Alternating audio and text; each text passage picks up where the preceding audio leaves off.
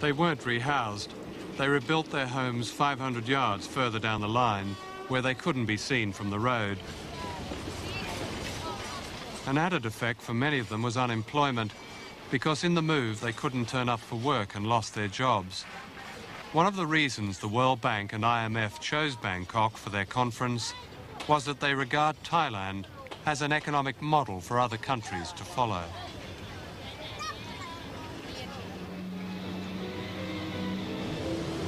Good morning, welcome to Grand Hyatt, everyone.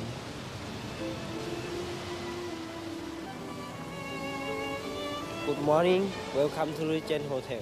This conference seems to us to be what used to be called a media event. To others, it looks like a binge. It's difficult for some people standing back to understand that this conference has to do with helping people who are needy, who are poor. Well, I've been here almost a week, and I've spent most of my time in meetings, meetings with government officials. We had meetings of our various committees to discuss policies, and I don't come away with the perspective that you have at all. This meeting has provided ministers and governors from all of our members to come and exchange views on how they see the world economy evolving and the needs of developing countries. And I think the thing that has stood out in this annual meeting of the IMF and the World Bank, and that is a pretty strong consensus on what kind of policies work and what kind of policies do not work. I have a sense, I see a sense and hear a sense of optimism about that here that did not exist in the early 1980s. I feel that you're reflecting experiences and events of a period in the past, and that much has happened, particularly in recent years in many countries where they have been able to achieve some success in their economic performance. I don't agree. It is now 1991. Debt is still a major problem for countries like the Philippines and perhaps 70 other third world countries who are still in the debt trap. From the point of view of the banks, the debt crisis is already over because they are covered by loan loss reserves. From the point of view of multilaterals, the debt crisis is over because there has not been any interruption in payments to them. They have set their conditionalities, they have set their terms, and they have made sure that they will be paid continuously.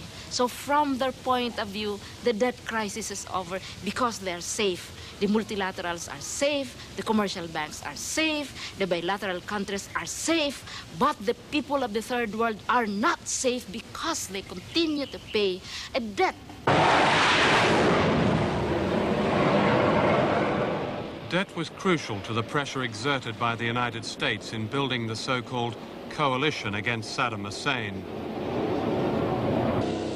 The Gulf War was said to be the dawn of a new age for the United Nations, the New World Order in action. In fact, the United States was able to tailor the UN Security Council to its war plans by using debt and the international banks. Egypt was told that if it joined the coalition, $14 billion would be wiped off its national debt. And Iran, reported Reuters, was rewarded for its support of the United States with its first loan from the World Bank since the 1979 Islamic Revolution. The day before the ground attack, the bank approved a loan to Iran of $250 million. And China received the first World Bank loan since the Tiananmen Square massacre, just 1 week after the Chinese foreign minister met President Bush at the White House. Outside the bank, Syria was promised a $1 billion arms deal brokered by Washington, and a photo opportunity was arranged with President Bush. An international terrorist was suddenly an old friend. The vote of the non-permanent members of the Security Council was critical.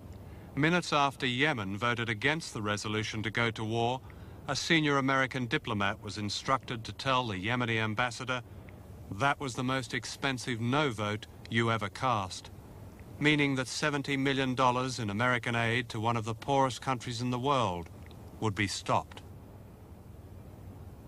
The use of debt in bribing the coalition was nothing new. Manipulation of the World Bank was documented in the early 1980s in a secret US Treasury report. The United States, says the report, is capable and willing to pursue important policy objectives in the banks by exercising the financial and political leverage at our disposal. In other words, the US is able to impose its will on the World Bank. Britain's influence on the international banks is small compared with the United States, but British high street banks are deeply involved in third world debt. In 1 year, 1990, poor countries transferred more than £6 billion net to British banks. On top of this, the banks were allowed tax relief on making provision for so-called doubtful loans. From 1987 to 1990, this tax relief amounted to £1.6 billion, the equivalent of 10 times what the British public gives in charitable donations to the Third World. We invited all the high street banks to be interviewed about this. All of them refused. So we asked the Bankers Association to explain it, and they said it was nothing unusual. As in all business debt, they said, the tax relief would have to be paid back when the principal loan was paid back. In the meantime, the banks can keep the tax relief and still demand interest payments. And this constant demand is true also of the IMF and the World Bank. Clearly, one is not repaying money that one is not borrowed in the first place. So whatever is now being repaid was in fact disbursed the other way some years earlier. And what you're observing, in fact, is first of all the interest that is payable on borrowings, which I think any person with a mortgage would readily recognize. You're observing a lot of rescheduling of these payments. All of the severely indebted countries that you are concerned about have in fact rescheduled, i.e. postponed their payments very significantly to many of their creditors. And what you're observing also is the payment of interest on the monies that are in their use. In 1991, Prime Minister John Major announced that the British government would wipe out the debts of certain African countries. The gesture was important, but accounts for only 1% of worldwide debt. To end the tyranny of debt altogether and to fight poverty, there has to be radically new thinking. The only solution for most poor countries is that their debt is written off completely. At the very least, their loan repayments are channeled back into genuine development that puts food growing, health and education before so-called economic growth. The banks are not solely to blame for the debt and poverty, but it's not possible for them to look after the interests of the rich world and the poor world at the same time. The World Bank and the IMF should be abolished and replaced by a real development agency that is non-profit making and entirely free of political strings and can help nations develop on their terms, meeting their needs.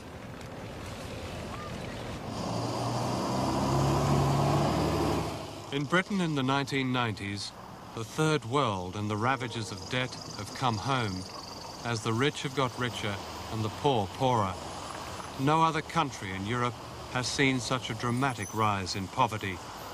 1 in 5 British children now lives in poverty. Of course, during the 1980s, a large number of people appeared to be doing well by living off debt. They had jobs and small businesses.